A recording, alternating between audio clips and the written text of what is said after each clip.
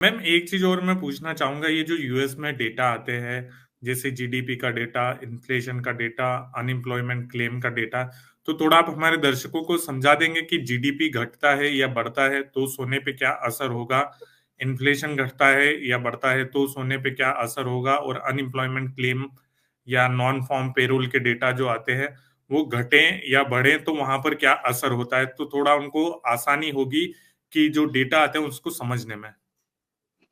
जी बिल्कुल। गोल्ड की जो प्राइसेस है आप देखेंगे इंटरनेशनली डॉलर में पैक्ड है। और जो बड़े एक्सचेंजेस हैं जैसे एलबीएमए है, कॉमेक्स है, वहां पे भी गोल्ड की ट्रेडिंग डॉलर में होती है।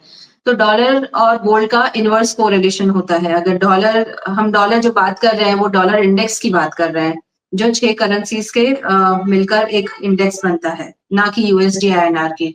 तो डॉलर इंडेक्स जो है अगर वो बढ़ता है तो गोल्ड की प्राइस नीचे जाती है, एंड अगर वो गिरता है तो गोल्ड की प्राइस ऊपर जाती है। इनवर्स कोरिलेशन रहता है ऑलमोस्ट 80 टू 90%। अभी अगर यूएस का इकोनॉमिक डेटा हम देखें तो आप ओवरऑल कंडीशन देखेंगे तो यूएस की इकोनॉमिक सिचुएशन जो है पिछले 3-4 साल से हम देख रहे हैं कि इन्फ्लेशन काफी बढ़ा हुआ था। तो जो फेड उसको कंट्रोल करने के लिए इंटरेस्ट रेट्स बढ़ा रही थी, बट ग्रेजुअली 1 साल से उन्होंने इंटरेस्ट रेट्स नहीं बढ़ाए क्योंकि अभी इन्फ्लेशन 3 से 4% की रेंज में आ गया था, हो चुकी है इकोनॉमी। जिसलिए वो चाहते हैं कि इन्फ्लेशन कंट्रोल में है, इकोनॉमी कंट्रोल में है, तो अभी इंटरेस्ट रेट्स को घटाया जाए। जिस वजह से उन्होंने इंटरेस्ट रेट्स घटाना अपनी साइकिल जो है मॉनेटरी ईजिंग साइकिल जो कहते हैं वो शुरू किया है पिछले महीने सितंबर में। 50 बेसिस पॉइंट्स कट उन्होंने ऑलरेडी कर दिया है और वो एक्सपेक्ट कर रहे हैं कि 50 बेसिस पॉइंट और भी एक कट आ सकता है नवंबर दिसंबर में। अब ये डेटा काफी इंपॉर्टेंट रहता है क्योंकि ओवरऑल यूएस में इन्वेस्टमेंट कहाँ पे हो रहा है ये इसके ऊपर ही डिपेंडेंट है। जो लोग पहले यूएस ट्रेजरी में पैसा डालते थे, अगर उनको इंटरेस्ट रेट कम मिलेगा तो कहाँ पाया पैसा डालेंगे, तो वो अभी गोल्ड में पैसा डालेंगे। इसलिए जब भी इंटरेस्ट रेट्स घटते हैं यूएस में तो गोल्ड में वो पैसा शिफ्ट होता है। तो जो बिग मनी बोलते हैं that is getting shifted to gold now. इस वजह से गोल्ड में हम देखते हैं कि जब भी इंटरेस्ट रेट्स यूएस में घटते हैं तो गोल्ड में एक अच्छी रैली देखी जाती है।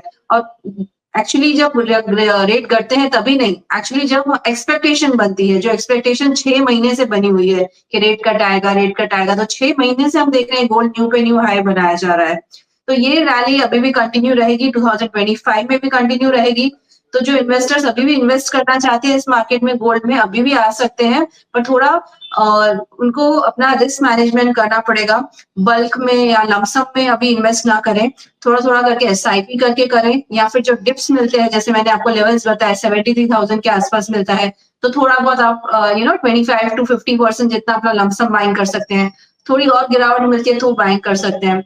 ओवरऑल इंटरेस्ट रेट्स घटेंगे यूएस में, इन्फ्लेशन भी घटेगा, तो जो एक्सपेक्टेड है नेक्स्ट 5-6 महीने में इकोनॉमिक अनसर्टिनिटी बनी हुई है, तो प्राइजेस एक्सपेक्टेड है ये रैली कंटिन्यू करेगी टू $3,000, जो 84-83,000 तक के लेवल है। तो अभी भी यहाँ से अपसाइड लग रही है, अभी भी बुल रन खत्म नहीं हुआ है गोल्ड का, तो अभी भी इन्वेस्टमेंट किया जा सकता है।